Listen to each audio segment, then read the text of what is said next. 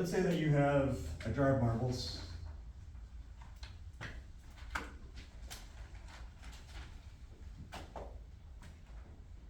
And let's say that you have 3 red marbles and 2 blue marbles.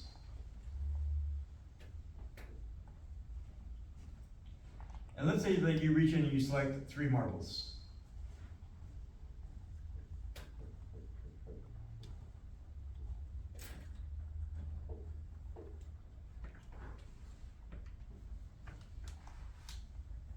So the question is, what's the probability that all 3 marbles will be red?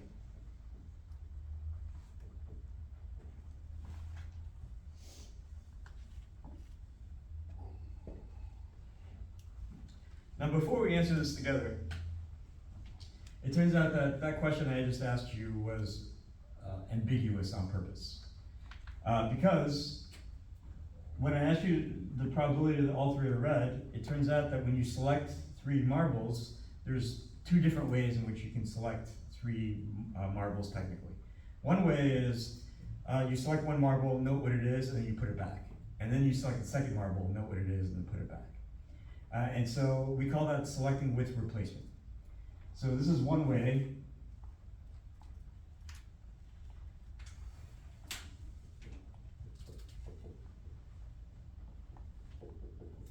And we can select all 3 marbles. But another way that we can select the marbles is if we just grab 3 marbles all at the same time. And technically that's what we call without replacement. Because when you select all 3 marbles at the same time, that's like if you selected 1 marble, didn't put it back, and then selected the second marble, didn't put it back, and then the third marble and didn't put it back. So that's the same really as selecting all 3 marbles at once. So selecting without replacement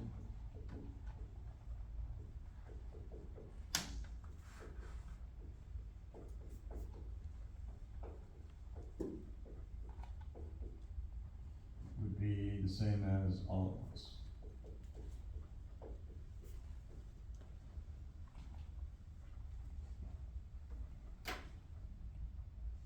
Now, depending on which of these 2 situations you actually selected the marbles, the numbers might be different. But the mathematical approach is still the same, in that if you want the probability of all 3 marbles to be red, there's only one thing that can be true, which is the first marble has to be red, and the second has to be red, and the third has to be red. So probability with n is which rule? Multiplication rule, okay. So multiplication rule says, let's go ahead and expand this using the multiplication rule. So this will end up being the probability of, so this is probability that the first marble is red.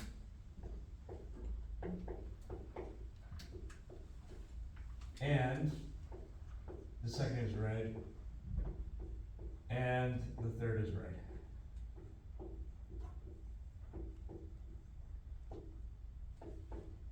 So let's go ahead and expand this using the multiplication rule. So this will be the probability of just the first event, given what came before it. There's nothing that came before it, so this first probability ends up being non-conditional. So this is the probability that the first marble is red. Times the probability of the next event, given what came before it. So this will be probability that the second is red, given that the first is red, and then times the probability of the next event, given what came before it. And in this case, what would it be? Probability that the third marble is red, given The first and second are red. first and second ended up being red.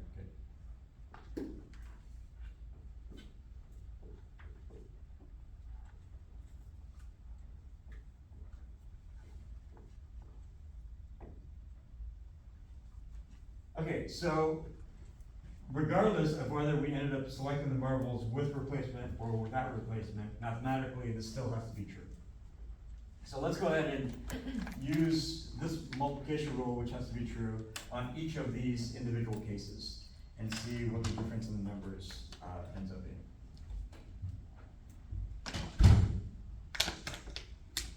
So if we selected the marbles with replacement, then we're gonna substitute into this multiplication rule. What's the probability the first marble ended up being red? 3/5. Yeah, so it ends up being 3/5. So we have 3 desired events, 3 red marbles divided by 5 total.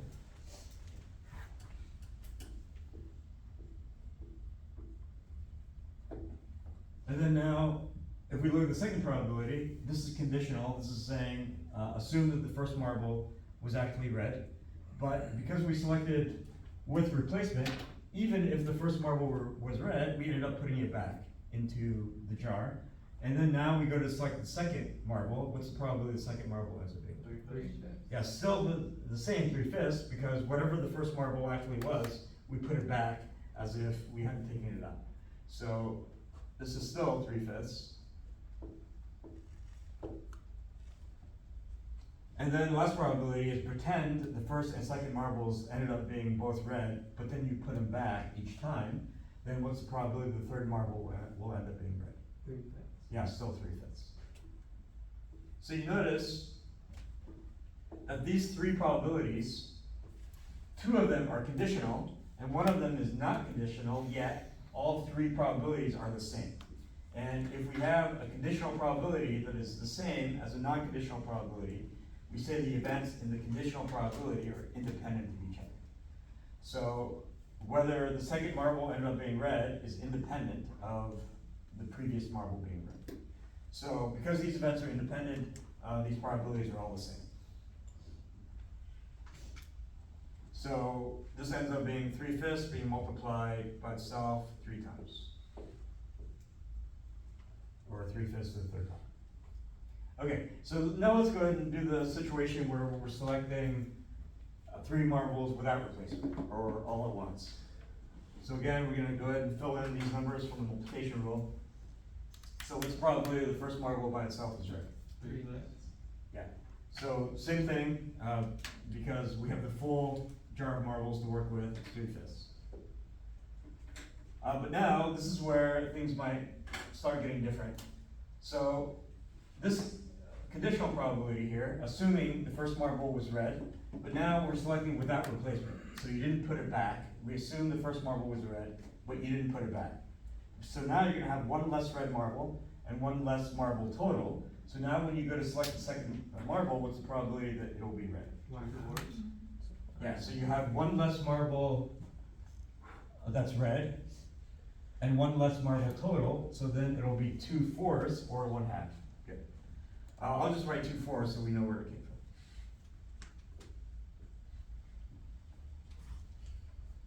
And then times the last probability, which is, now you assume that the first and second marbles were both red, and you didn't put them back each time. So now there's 2 less red marbles total and 2 less marbles, 2 less marbles total and 2 less red marbles. So what's the probability that the next marble you select will be red? 1/3. Yeah, 1/3, good.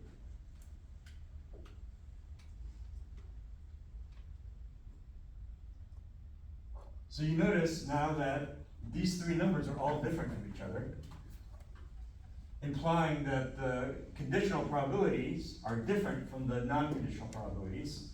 That means that the events in the conditional probabilities are not independent of each other, they're dependent. So because these probabilities are all different, these events in the conditional probabilities are dependent of each other.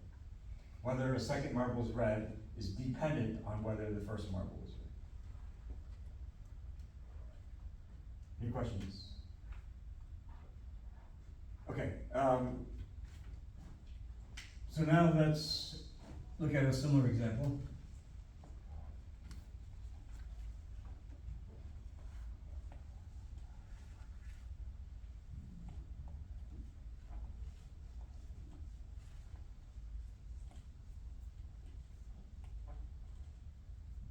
So now, let's say that our jar of marbles is much bigger. Let's say that we have a jar of marbles with 3 million red and 2 million blue marbles.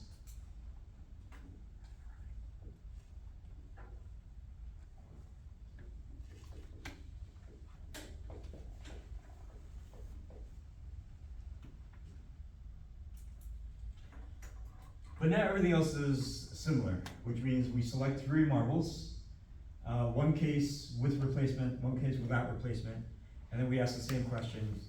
What's the probability that all 3 marbles we select is gonna be red? So select 3.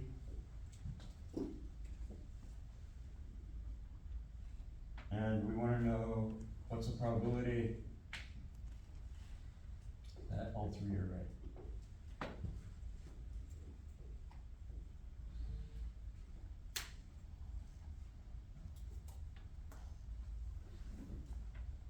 So let's do the selecting with replacement first. But again, either situation, mathematically this is still true, the multiplication rule is still true here. So let's go ahead and fill in the numbers for selecting with replacement. Using the multiplication rule, this is, the first probability is probability the first marble by itself is red, so what's that gonna be? So with replacement,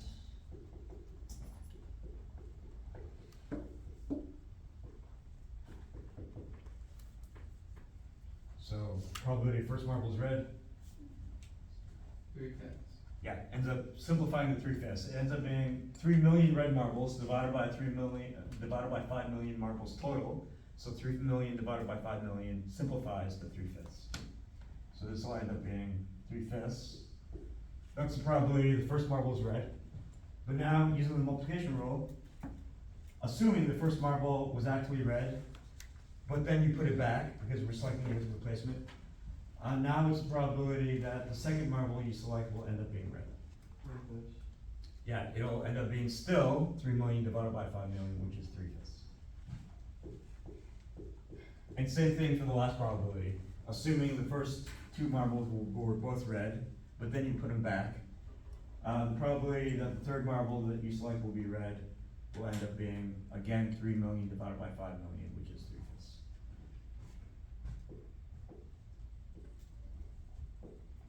And again, all 3 of these probabilities are the same, suggesting that the non-conditional probability is the same as the conditional probability. That means the events of the conditional probability are independent of each other. And so, again, this is to show that when you're selecting with replacement, this is an example of independence. So the next case is if you're selecting without replacement, or all together.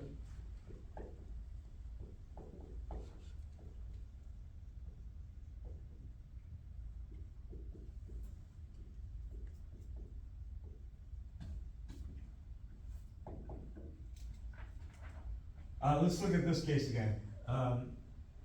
Using the multiplication rule, the first probability is, what's the probability the first marble is red?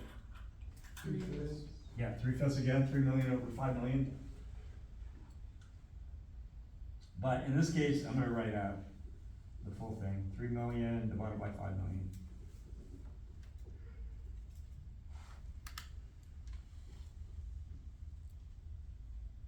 Okay, so that's the first probability. Second probability will be, assuming the first marble was red, but in this situation, you didn't put it back. Now there's one less red marble. What's the probability that you go to select the second marble and it's red? 299,999. Very good. Subtract 1 from both the top and the bottom of the fraction, because there's one less red marble and one less marble total. So it'll be 2,999,999 divided by 4,999,999. This should feel kind of ridiculous, and we'll talk about why and what to do about it. Okay, and so the last probability will be assuming that the first and second marbles were red, but you didn't put them back. What's the probability the third marble you select will be red? 2,999,998. Very good. Subtract 2 from both the top and the bottom of the fraction. So subtract 2 from both the number of red marbles and the number of marbles total. So it'll be 2,999,998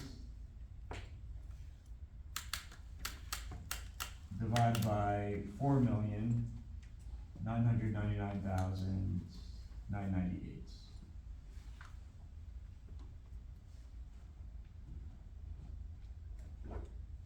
Okay, so technically, to get the most accurate answer, we should be multiplying and dividing these 6 very large numbers together. So we should be computing this. But you also notice that this feels kind of silly maybe, because this second fraction, because you're only subtracting 1 from the top and the bottom of very large numbers, then you might as well call this 3/5. This is so close to 3/5 that you're not losing much accuracy by calling this 3/5. And likewise, you're only subtracting 2 from very large numbers on both the top and the bottom, so you might as well call this 3/5. So this is very close to saying 3/5 times itself 3 times. So you might as well call this 3/5 to the 3rd time. But if we did that, then we would be assuming that these events are independent of each other, even though technically they're not.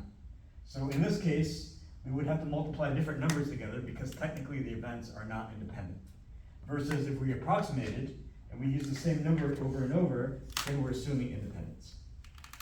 So it turns out in this situation that we can assume independence here and not lose very much accuracy.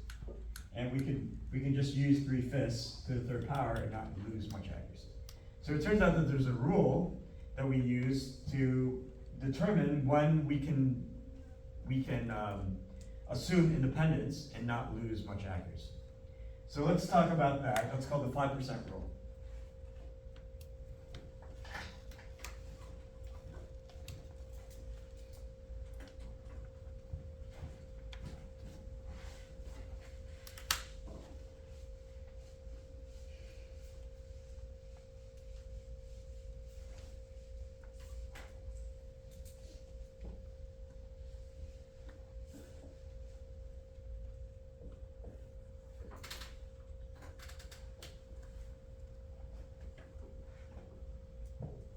So the 5% rule says that if your sample size is much smaller than your population size, then you can assume independence of the individual draws of the sample.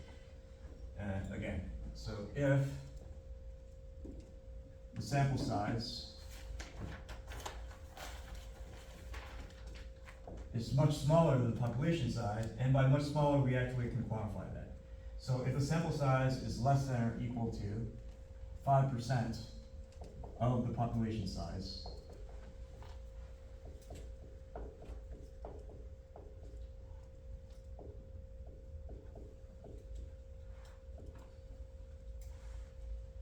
then we can assume that each draw of the sample is independent.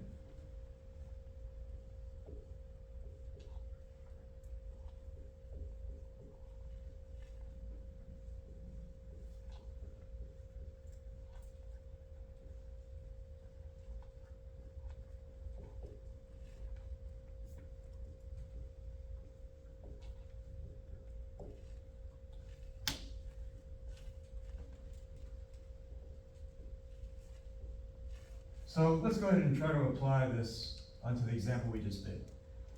So in the example we just did, where we had 5 million marbles total, and we were only selecting 3, then what is the population size here? So remember, population is everything, and the sample is only a subset of that. 5 million? Yeah, so the population would be 5 million.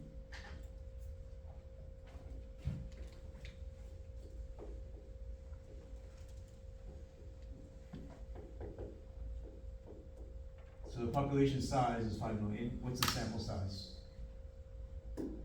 4. What is it? Yeah, so the sample size is the number that you actually just sample or collect. So in this case, you're only selecting 3, so the sample size is only 3.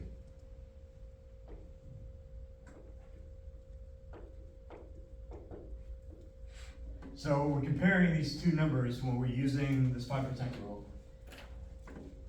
Whether the sample size is less than or equal to 5% of the population size. So in this example, is the sample size smaller than 5% of the population size? Yeah, the population size is 5 million, and 5% of that is a number that's much greater than 3. And because of that, we can assume that each draw of the sample is independent.